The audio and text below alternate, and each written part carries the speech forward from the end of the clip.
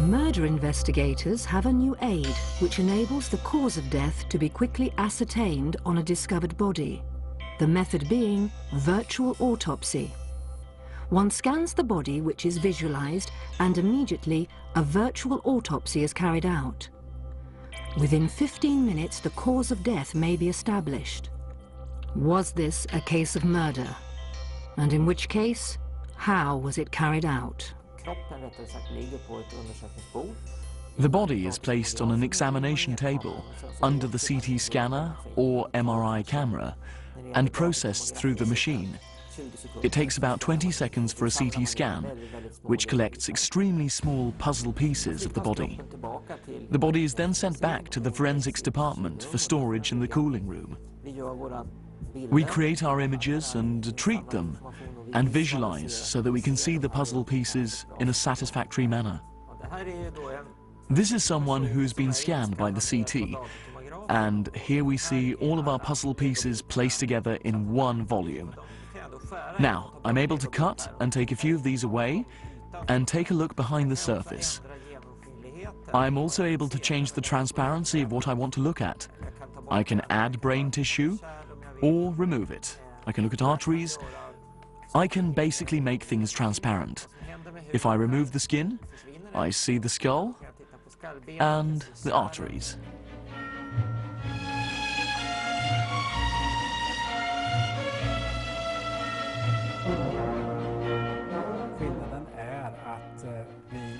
The difference is that a CT scan with its 3D image can accurately describe how the injury looks. For example, looking at a splinter fracture in a bone of the body in an ordinary autopsy examination is extremely complicated and is a major operation on the body. And it is quite difficult to understand and to document this with ordinary photographic equipment.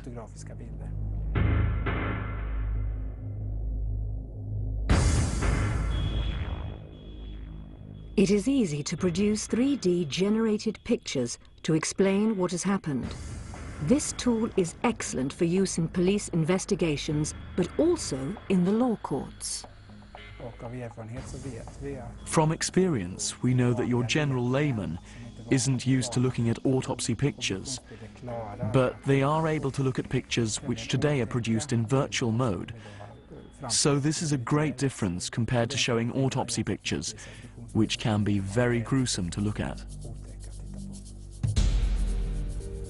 The method is so far only used as an addition to the usual autopsy technique, which is always carried out when the cause of death hasn't been established.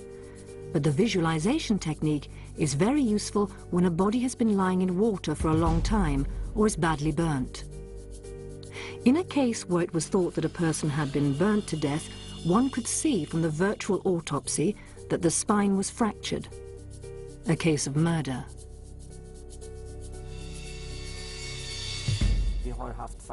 We have also had cases where one has found lead and pieces of metal under the skin, which has proven that this has been a ricochet and not a direct hit. In those cases, we have been able to use this technique as a source of evidence in court. At Linköping's University Hospital and CMIV, the Center for Medical Imaging Sciences and Visualization, one has begun researching this new technique. In order to collect data for the visualization process, one uses two different scanning systems, MRI and CT.